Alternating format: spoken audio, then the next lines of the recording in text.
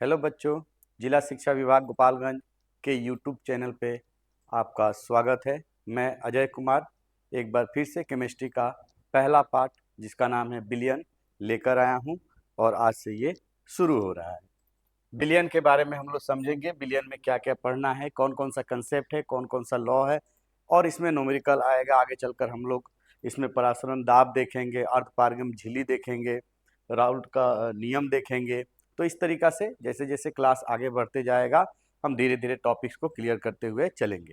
हालांकि ये बिलियन आप इसके बारे में पहले से अवगत होंगे, क्लास 10th में भी आप थोड़ा बहुत पढ़े होंगे, बिलियन का बेसिक्स आप जानते होंगे।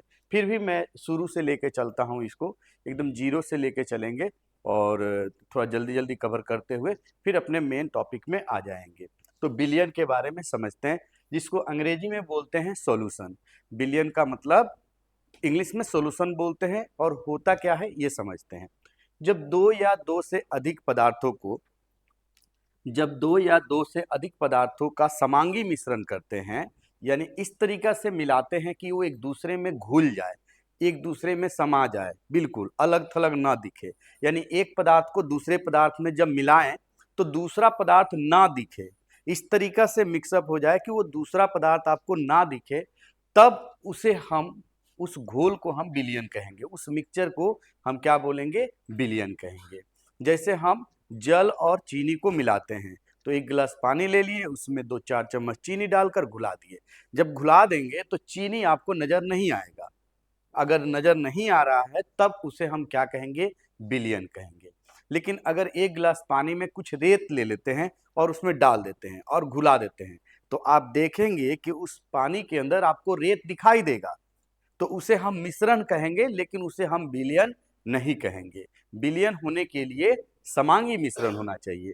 जो भी चीज आप घुला रहे हो वो एक बराबर रूप से चारों तरफ फैला होना चाहिए, एक समान रूप से बिखरा हुआ होना चाहिए, और तब उसे हम क्या कहेंगे, बिलियन कहेंगे। तो बिलियन में अगर हम बात करें, दो चीजें मिलाएंगे, अगर दो चीजों का मिश्रण अगर करते हैं हम, मान लीजिए सपोज कीजिए कि ए और बी को हमने मिलाया, तो इससे हमें क्या तैयारी हो गया, बिलियन तैयारी हो गया।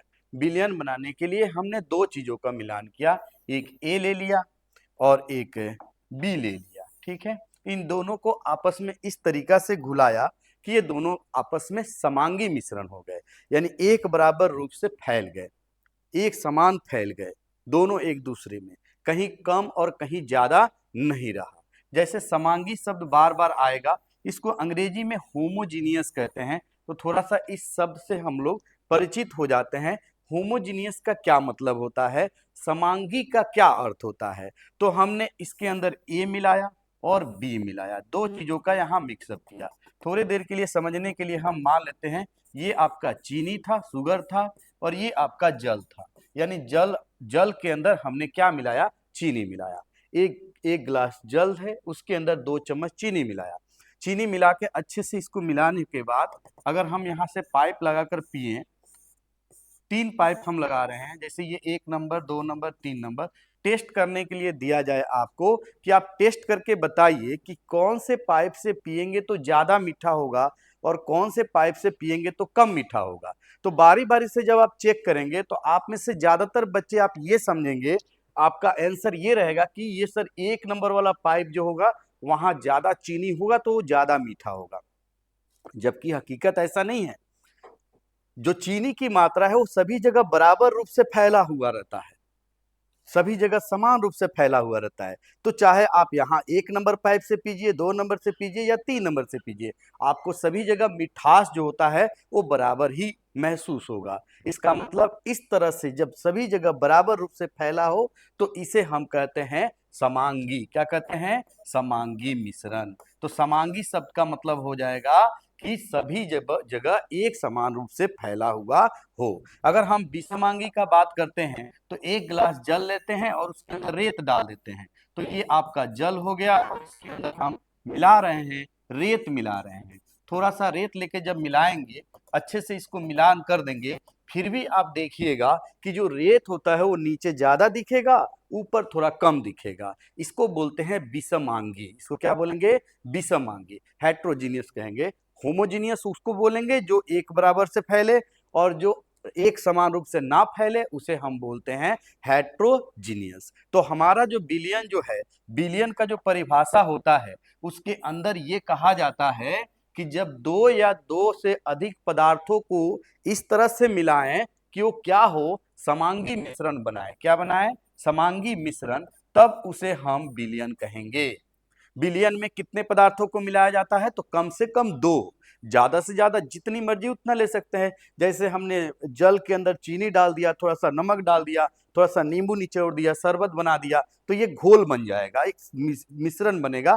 कौन सा मिश्रण बनेगा? समांगी मिश्रण। इसे हम बिलियन कहते हैं। तो बिलियन के अंदर दो या दो से अधिक पदार्थों को समांगी मिश्रण कराया जाता है, यानी मिलाया जाता है।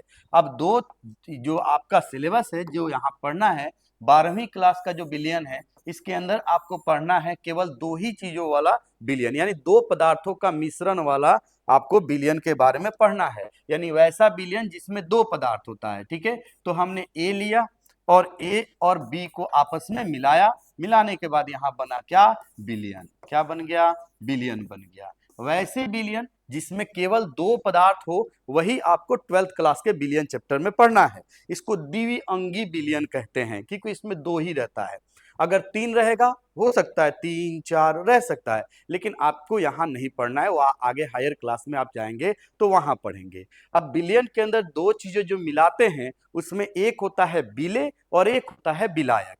एक का नाम दे देते हैं बिले, यानी बिलियन में दो चीजें होती है, एक होता है बिले जिसको अंग्रेजी में सॉल्यूट कहते हैं, और एक होता है बिलायक जिसको हम कहते हैं सॉल्वेंट। ठीक है, सॉल्वेंट कहते हैं। बिलियन में दो चीजें होती है, एक पदार्थ को हम सॉल्यूट कहेंगे और एक पदार्थ को हम सॉल्वेंट कहेंगे। सवाल यह है कि सर किसको हम सॉल्यूट बोलें, किसको हम सॉल्वेंट बोलें? एकदम बेसिक से पढ़ाया जा रहा है, तो थोड़ा ध्यान से सुनेंगे, समझेंगे। केमिस्ट्री का ये पार्ट है, आपको बहुत ज्यादा स्ट्रेस लेके नहीं पढ़ना होता है, इसको लाइटली पढ़ेंगे, समझेंगे, आपको याद होते चलेगा।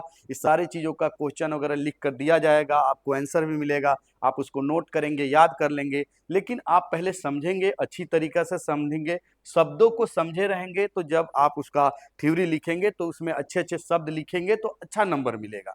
इसीलिए समझिए, पहले समझना जरूरी है कि बिलियन के अंदर दो चीजें होती है, एक को हम बिले बोलेंगे, एक को हम विलायक बोलेंगे। बिले किसे बोलेंगे? तो जो बिलियन में कम मात्रा में रहता है, जो कम मात्रा में रहेगा उसका नाम हम समझ गए, उसको हम कहेंगे बिले। तो जो कम मात्रा में उपस्थित होता है बिलियन में, उसे हम कहते हैं बिले। और जो ज्यादा मात्रा में रहेगा, जो अधिक मात्रा में रहेगा, उसको हम कहते हैं, तो उसे हम कहेंगे बिलायक।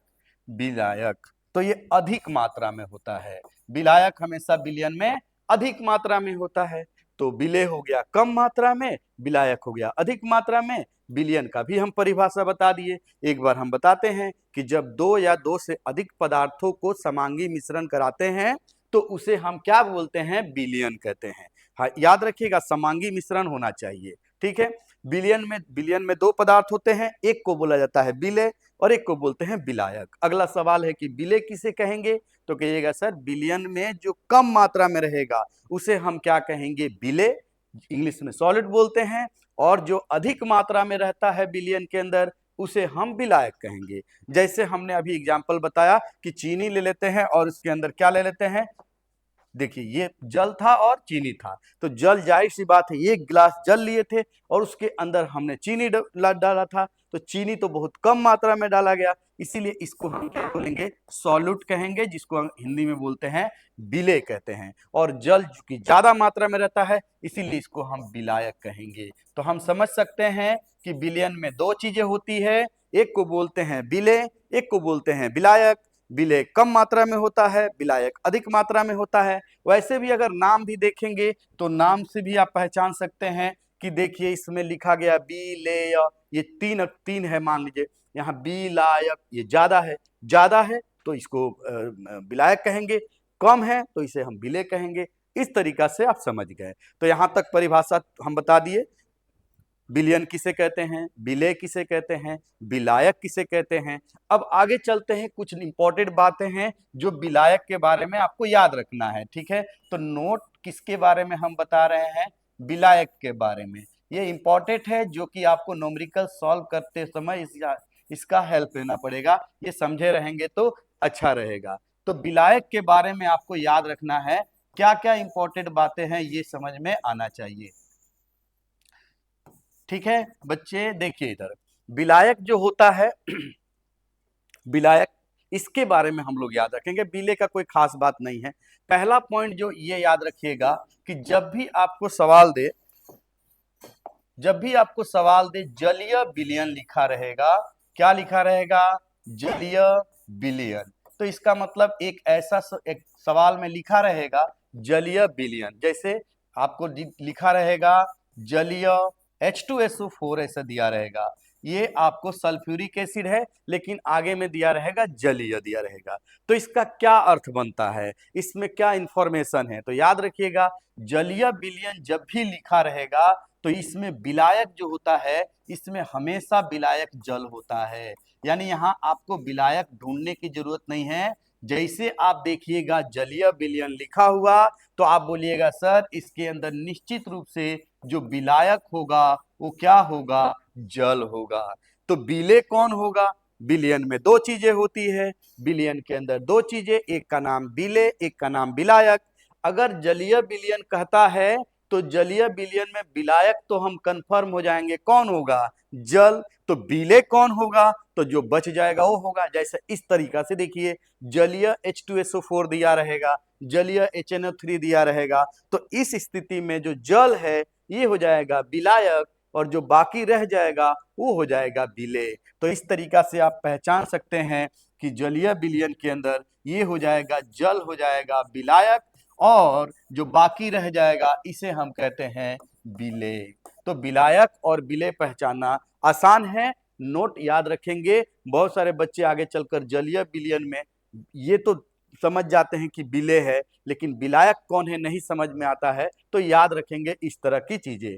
अगली बात, ये पहला पॉइंट था कि जलीय विलयन के अंदर जो विलेय होता विलायक होता है वो सदैव हमेशा जल को माना जाता है।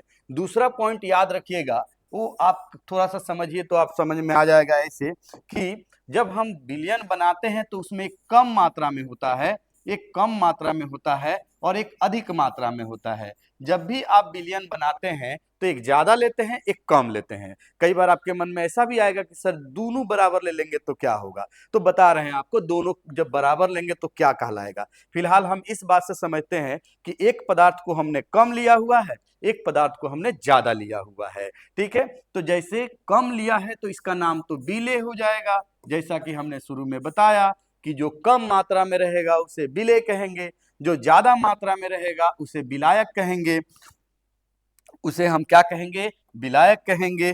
तो ये विलायक जो होता है ये ज्यादा मात्रा में होता है, और इन दोनों के मिलने से बनता है क्या? तो विलयन बनता है।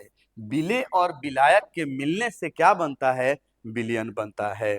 तो हम कह सकते हैं कि जो विलयन होगा वो किसके जैसा दिखेगा? विलायक के जैसा। क्यों? क्योंकि ये ज्यादा मात्रा में होता है, ये तो कम मात्रा में होता है।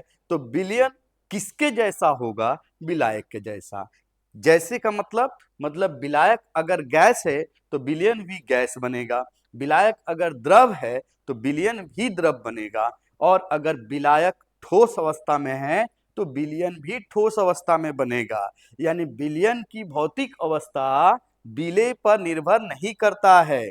तो दूसरा बात याद रखिएगा कि जो विलयन होता है और जो विलायक होता है वो दोनों का भौतिक अवस्था एक होता है। अर्थात अगर विलायक गैस है तो मान के चलिए विलयन क्या होगा? गैस होगा। अगर विलायक ठोस है तो ये भी ठोस होगा। तो क्या हो जाएगा? तो विलयन जो होता है, विलयन और विलायक ये दोनों क्या होते हैं? विलायक एक ही अवस्था में होते हैं। एक ही अवस्था कहने का मतलब अगर ठोस है ये ठोस तो ये भी ठोस हो जाएगा, गैस है तो गैस हो जाएगा।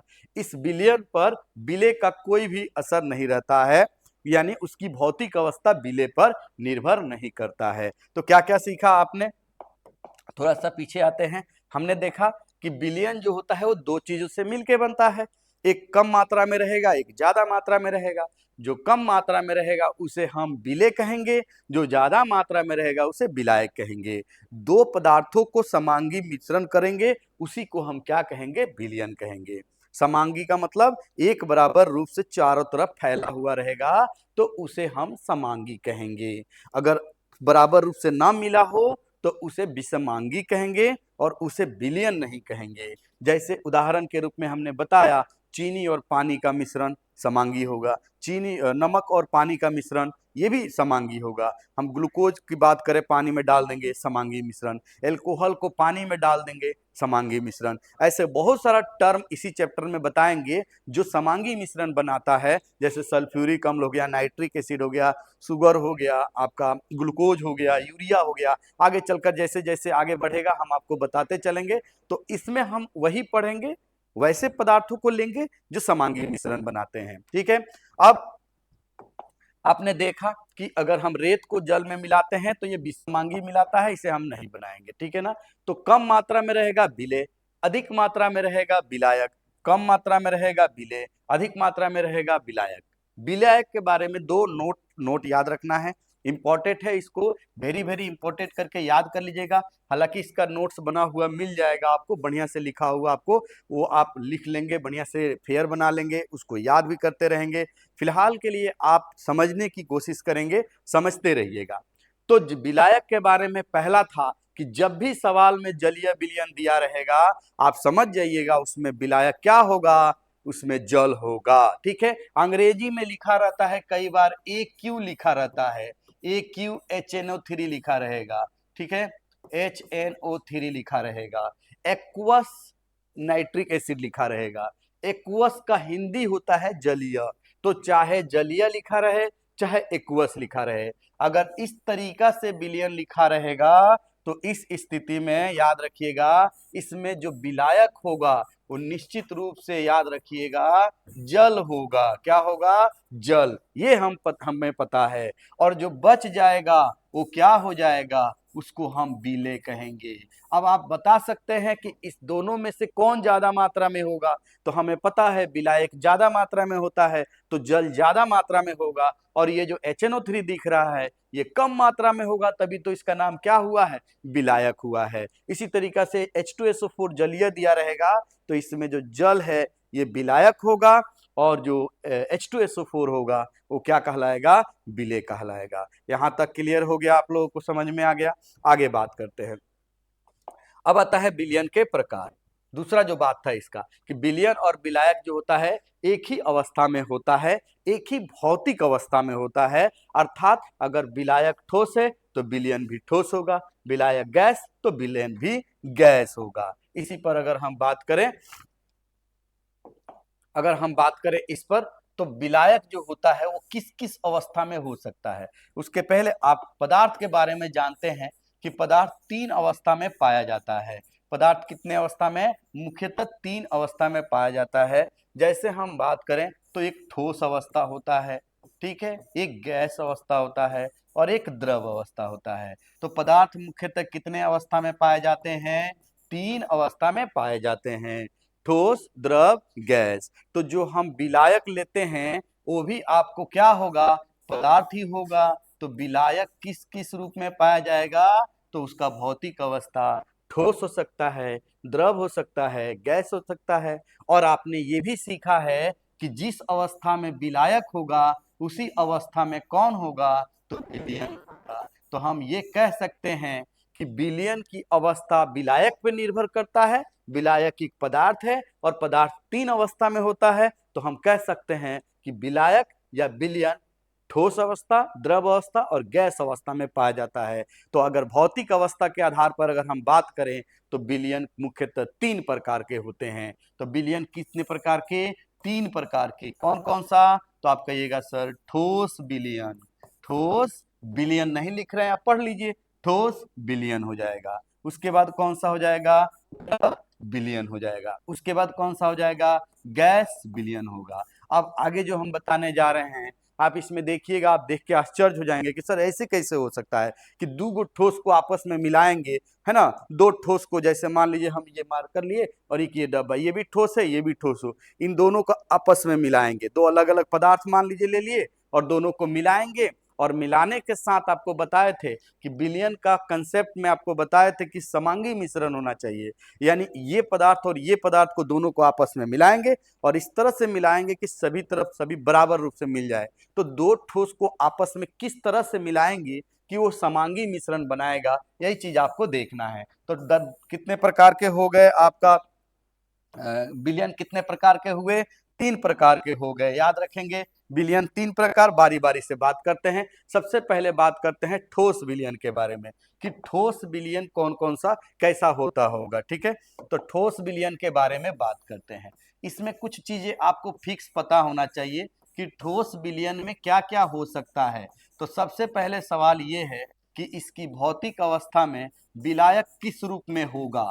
अगर कोई पूछेगा कि अगर कोई ठोस विलयन है तो विलायक किस रूप में होगा, तो हम जानते हैं कि जिस रूप में विलायक होता है उसी रूप में विलयन होता है। तो अगर ठोस विलयन है तो विलायक भी कौन सा होगा, ठोस अवस्था में होगा। लेकिन क्या विलेय पता है क्या, तो हम बोल देंगे नहीं, विलेय हमें नहीं पता है, विलेय कुछ भी हो सकता है। तो विलेय कौन कौन सा हो जाएगा, गैस हो जाएगा, और क्या हो जाएगा, द्रव भी हो सकता है, और क्या हो जाएगा, ठोस हो सकता है। यानी आप ऐसे समझिए कि आपको एक ठोस विलयन बनाना है जिसमें विलायक तो हमें पता है ठोस है, लेकिन विलेय जो होगा वो गैस भी हो सकता है, विलेय द्रव भी हो सकता है, और विलेय क्या हो जाएगा, ठोस भी हो सकता है। तो हम बारी बारी से बनाकर दिखाते हैं और उदाहरण भी बताते हैं कि कैसा होगा। तो मान लीजिए हम ठोस विलयन में विलेय ले लेते हैं, पहला नंबर हम विलेय ले लिए, यहाँ पर हम विलायक ले लिए,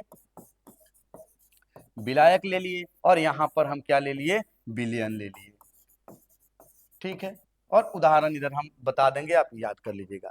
सबसे पहले विलेय जो होता है वो तीनों ले सकते हैं, हम गैस भी ले सकते हैं, हम द्रव भी ले सकते हैं, और हम ठोस भी ले सकते हैं। क्यों, क्योंकि विलयन जो है वो विलायक पर निर्भर करता है, विलेय पर निर्भर नहीं करता है। लेकिन विलायक क्या लेना पड़ेगा, हर हाल में विलायक आपको क्या लेना पड़ेगा, ठोस ही लेना पड़ेगा, ये चेंज नहीं हो सकता है। विलायक जिस अवस्था में, विलयन उसी अवस्था में, विलेय कुछ भी हो सकता है। तो आप ऐसे समझिए, एक गैस लेते हैं और एक ठोस के साथ मिलाते हैं, और वो विलयन जो बनेगा वो किस अवस्था में बनेगा, ठोस अवस्था में बनेगा। इसका उदाहरण एनसीईआरटी का पहला सेकंड चैप्टर में दिया है विलयन का, वहां अच्छा से हम पढ़ देते हैं, सुन लीजिए क्या होता है। तो आप आगे जब पढ़ेंगे इनऑर्गेनिक का ये पार्ट है, जब बताया जाएगा कि जो निकेल धातु होता है, निकेल धातु के सतह पर हाइड्रोजन गैस जाकर जमा हो जाता है। कौन सा गैस जमा हो जाता है, हाइड्रोजन गैस। किसके सतह पर, निकेल के सतह पर कौन सा गैस जमा होता है, हाइड्रोजन गैस जमा हो जाता है। किस रूप से जमा होता है, तो होमोजीनियसली, एक समान रूप से क्या हो जाता है, जमा हो जाता है। तो ये देखिए, ये एक गैस है, हाइड्रोजन गैस है, निकेल क्या है, ठोस है। तो हमने गैस लिया, ठोस लिया, और अंततः दोनों जब अभिक्रिया किया तो अंततः क्या बना, तो बना आपका ठोस, बना, ठोस बन गया। तो एक गैस ठोस के साथ मिला और परिणाम में विलयन क्या बना, ठोस। उदाहरण क्या हो गया, निकेल के सतह पर क्या हो जाएगा, हाइड्रोजन। ये लिखा हुआ मिल जाएगा आपको, दे दिया जाएगा, आप उसको नोट कर लीजिएगा, याद कर लीजिएगा, ठीक है। अब आता है द्रव को मिलाएंगे किसके साथ, एक ठोस के साथ मिलाएंगे, और जो विलयन बनेगा वो क्या बनेगा, ठोस बनेगा। ऐसे समझिए कि एक द्रव को मान लीजिए इस कोई लिक्विड चीज है, ये ठोस है, इसमें ऐसे मिलाएंगे और ये इतना अच्छा से मिल जाए, होमोजीनियस मिल जाए, और मिलने के बाद फिर क्या बन जाए, ठोस बन जाए, ठीक है। तो ये भी आप लिख सकते हैं, इसका उदाहरण ये आप समझ सकते हैं। ये है अमलगम, इसको हम सोडियम के साथ मिला देते हैं, पारा है, मरकरी है, ये किस रूप में रहता है, द्रव के रूप में रहता है। मरकरी किस रूप में रहता है, द्रव के रूप में रहता है, ठीक है। एकमात्र धातु आप पढ़ेंगे इनऑर्गेनिक में, एकमात्र धातु जो कमरे के ताप पर द्रव अवस्था में होता है उसे हम क्या कहते हैं, पारा कहते हैं, इसको मरकरी कहते हैं। और मरकरी जब किसी धातु के साथ सटे मिलता है, सोडियम एक ठोस धातु है, ठोस के साथ मिल रहा है द्रव, तो मान लीजिए ये मरकरी का लिक्विड हुआ, ये सोडियम हुआ, इसको इसके साथ मिलाएंगे तो ये मिल जाएगा, अच्छी तरीके से मेल्ट हो जाएगा और आपस में मिलने के बाद एक ठोस बनेगा। तो इसका नाम हो जाएगा अमलगम। क्या नाम हो जाएगा? अमलगम हो जाएगा। तो हम कह सकते हैं इसका नाम हो गया सोडियम अमलगम। इसमें Hg यानी मरकरी को हटा देंगे और पढ़ेंगे सोडियम अमलगम। ठीक है, अमलगम का मतलब मरकरी उसमें शामिल है। तो हम कह सकते हैं कि एक द्रव को, कौन है द्रव? मरकरी है, उसको मिलाया गया है ठोस के साथ। ठोस के रूप में कौन है? सोडियम धातु है।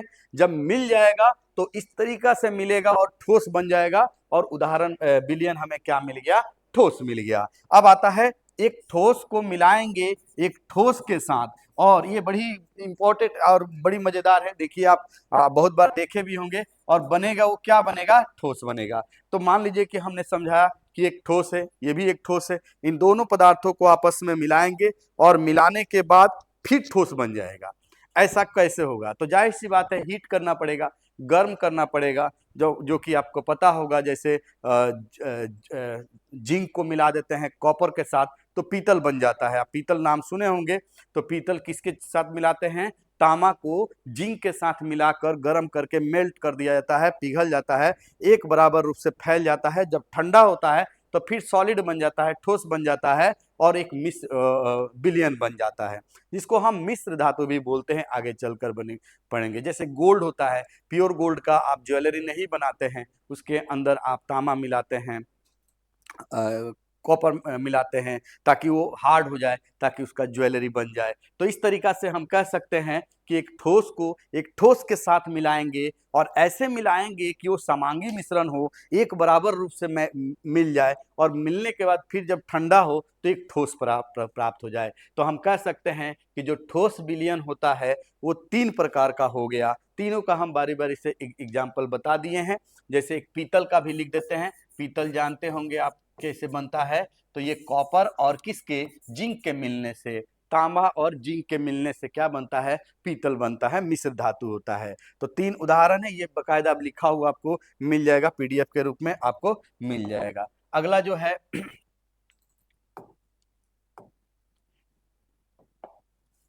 अगला जो है अगला हम द्रव द्रव विलयन के बारे में चर्चा करते हैं। तो जाहिर सी बात है, द्रव विलयन की अगर बात करें तो इसमें विलायक हमेशा द्रव रहेगा। तो वैसे ही बना लेते हैं। सबसे पहले विलेय देख लेते हैं। तो विलेय हो गया, उसके बाद हम विलायक लिख देते हैं कि विलायक कौन हो सकता है, और यहाँ पर हो जाएगा विलयन हो जाएगा। तो जाहिर सी बात है, विलेय जो होता है ये तीनों हो सकता है। ये गैस भी हो सकता है, ये द्रव भी हो सकता है, और ये ठोस भी हो सकता है। जबकि विलायक हमेशा द्रव होगा। क्या होगा? द्रव होगा। तो ये द्रव होना चाहिए, ये भी क्या होगा? द्रव होगा। फिर ये क्या होगा? द्रव। और जो बनेगा विलयन, ये हमेशा किस रूप में बनेगा? द्रव के, क्योंकि आपने नाम ही लिखा हुआ है। कौन सा विलयन का बात कर रहे हैं? द्रव विलयन का बात कर रहे हैं। तो हम अगर बात करें कि एक गैस को द्रव के अंदर घुलाना है, और कैसे घुलाना है? होमोजीनियस, समांगी मिश्रण, और मिलने के बाद फिर क्या बन जाएगा? द्रव बन जाएगा। तो आप जानते होंगे सोडा वाटर के बारे में, आप जानते होंगे जितने भी कोल्ड ड्रिंक है, आपको पता है ये कोल्ड ड्रिंक पीकर बहुत मजा आता है। गर्मी के दिन जब पीते हैं तो मजा आता है कोल्ड ड्रिंक पीकर। इसके अंदर कार्बन डाइऑक्साइड गैस को घुलाया जाता है। लिक्विड के अंदर वो जो शरबत है उसके अंदर हाई प्रेशर के साथ कार्बन डाइऑक्साइड को, गैस को घुलाया जाता है, और वो खाली खाली कर देता है। यानी जब आप पीते हैं तो पूरा का पूरा लिक्विड नहीं पीते हैं, उसके साथ साथ आप क्या पीते हैं? कार्बन डाइऑक्साइड गैस भी पीते हैं। तो गैस जो होता है वो द्रव में घुलाया जाता है। कोई लिक्विड है, इसके अंदर हाई प्रेशर के साथ CO2 गैस घुला देते हैं, सोडा वाटर के नाम से जाना जाता है। और भी बता रहे हैं आपको, जैसे मान लीजिए तालाब वगैरह में, नदी वगैरह में, जानते हैं मछली जिंदा रहती है। आप लोग को पता है मछली जल की रानी है, वो जल में ही रह सकती है। कहाँ रहती है? जल में। और प्राणी को सांस लेने के लिए, यानी जिंदा रहने के लिए कौन सा गैस की जरूरत है? ऑक्सीजन का। तो जो जल होता है उसके अंदर भी ऑक्सीजन होता है। क्या होता है? इस जल के अंदर ऑक्सीजन घुला हुआ रहता है। जल के अंदर क्या होता है? ऑक्सीजन गैस घुला हुआ रहता है। तो जो मछली होती है वो उस जल को पीती है। कौन से जल को पीती है? जिस जल के अंदर ऑक्सीजन घुला हुआ है। तो जब से वो गल पीती है तो पानी इधर साइड से गल्फर से निकल जाता है और ऑक्सीजन उसके अंदर चला जाता है। तो इस तरीका से जो मछली है वो जिंदा रहती है। यानी मछली को भी जिंदा रहने के लिए क्या चीज की जरूरत है? ऑक्सीजन का। लेकिन वो वातावरण में जो ऑक्सीजन है वो नहीं ले सकती है। वो जो पानी के अंदर घुला हुआ ऑक्सीजन है वही वो यूज कर सकती है। जैसे उसको बाहर निकाला जाता है, पानी के बाहर निकाला जाता है, तो वायुमंडल में तो बहुत सारा ऑक्सीजन है, फिर वो ऑक्सीजन वो ग्रहण नहीं कर पाती है और वो मर जाती है। तो कितना अजीब बात है। हम लोग भी ऑक्सीजन लेके जिंदा रहते हैं। तो हमें अगर पानी में डुबा दिया जाए और बोला जाए कि पानी का ऑक्सीजन ले लीजिए, तो फिर हम मर जाएंगे, क्योंकि हम पानी वाले ऑक्सीजन को हम ग्रहण नहीं कर सकते हैं। तो आप समझ सकते हैं कि इस लिक्विड के अंदर बहुत सारा जल है, तो द्रव के अंदर इसके अंदर क्या घुला हुआ है? गैस घुला हुआ है। फिर भी आपको गैस नहीं दिखेगा। किस रूप में दिखेगा? लिक्विड के रूप में दिखेगा। यानी क्या दिखेगा? विलयन जो बनेगा वो द्रव ही बनेगा।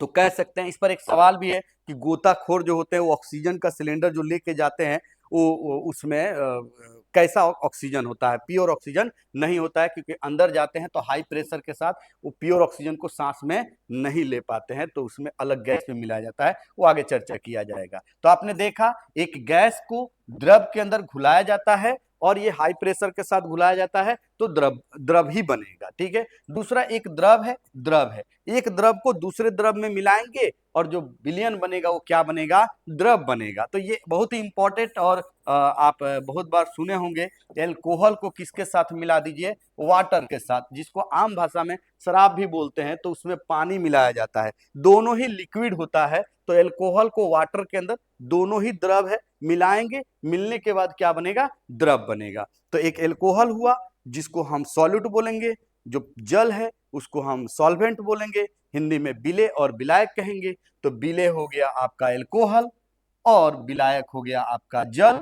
दोनों को मिलाएंगे, मिलने के बाद क्या बनेगा? विलयन बनेगा। तो ये था आपका द्रव। द्रव मिलाने पर द्रव वाला विलयन बनेगा। एक ठोस को किस में मिलाएंगे? एक द्रव में मिलाएंगे। तो ये तो घर घर की कहानी है। जैसे आप जानते हैं चीनी किस रूप में पाया जाता है?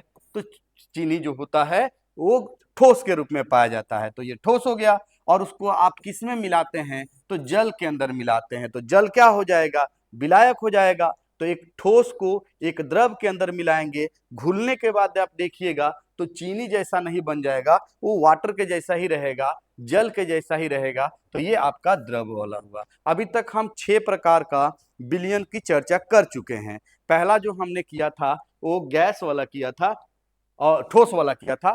अब द्रव विलयन कर रहे हैं। अब अगला जो आएगा उसका नाम हो जाएगा आपका गैसीय विलयन कहेंगे। क्या कहेंगे? गैसीय विलयन कहेंगे। गैसीय विलयन में आप समझ सकते हैं कि इसमें जो विलेय होगा वो तो कुछ भी हो सकता है, लेकिन जो विलायक होगा वो निश्चित रूप से क्या होगा? गैस होगा। और जो बनेगा वो भी क्या बनेगा? तो विलयन जो बनेगा वो गैस रूप में बनेगा। मतलब विलेय कुछ भी हो सकता है, गैस हो सकता है, द्रव हो सकता है, और क्या हो सकता है? ठोस हो सकता है। और अगर विलायक की बात करें तो चूंकि इसका नाम गैस है तो हमेशा गैस ही लेना पड़ेगा। गैस के साथ ही ठोस मिलाएंगे, गैस के साथ गैस मिलाएंगे, और विलयन हमेशा क्या बनेगा? गैस बनेगा। क्या बनेगा? गैस। ये सब अभी नहीं लिखे, सब नोट मिलेगा आपको, उसमें से बढ़िया बढ़िया से लिख लीजिएगा। फिलहाल के लिए समझने के लिए आपको बताया जा रहा है कि एक ऐसा विलयन बनाइए जो गैसीय अवस्था में है।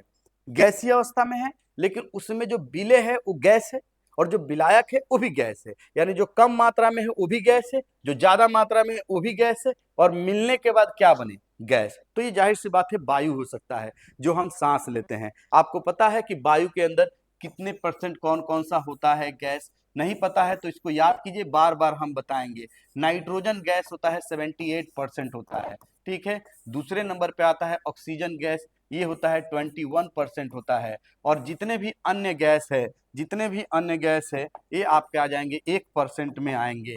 तो जो भी अन्य गैस कहते हैं, कार्बन डाइऑक्साइड कहते हैं, कार्बन मोनोऑक्साइड गैस कहते हैं, या अक्रिय गैस कहते हैं, ये सब कितने परसेंट में? ये सब जोड़ेंगे तो कितना परसेंट हो जाएगा? 1। ये हम कहाँ की बात कर रहे हैं? वायु के अंदर। वायु में सर्वाधिक कौन सा गैस पाया जाता है? नाइट्रोजन। कितना परसेंट? 78%। दूसरे नंबर पे कौन आता है? ऑक्सीजन। कितने परसेंट? 21%। तो हम कह सकते हैं कि इसमें ये विलायक हो जाएगा और ये कम मात्रा में है तो विलेय हो गया। अब ये दोनों आपस में मिल गए हैं, मिलने के बाद क्या बन गया? तो बिलियन बन गया है। क्या बन गया है? बिलियन बन गया है। तो इस तरीका से हम कह सकते हैं कि गैस का विलयन गैस के साथ मिलाएंगे, विलेय गैस, विलायक गैस, परिणाम क्या बनेगा? गैस बनेगा। तो हम इसका याद रखेंगे, नाइट्रोजन, ऑक्सीजन और अन्य गैस, इस तरीका से याद रखेंगे। तो ये था टाइप्स ऑफ विलयन, जिसमें गैसीय विलयन हमने सीखा, ठोस सीखा और द्रव वाला सीखा। इसका पीडीएफ मिल जाएगा, आगे हम लोग चलते हैं। ठीक है, इसके बाद आता है गैस का विलयन के प्रकार में दूसरा जो प्रकार आता है वो आपका आता है संतृप्त और असंतृप्त। क्या आता है? संतृप्त और असंतृप्त। दो तरह का विलयन होता है, जो कि हम आने वाले समय में यानी नेक्स्ट क्लास में आप लोग को इसके बारे में बताएंगे, चर्चा करेंगे। अभी तक आपने विलयन का इंट्रोडक्शन देखा, विलयन ये जो भी बताया ये आप क्लास 10th में भी पढ़े होंगे, ये बेसिक सा था। इसके बारे में ज्यादा याद करने वाला कोई ऐसा कंसेप्ट हमने नहीं बताया है।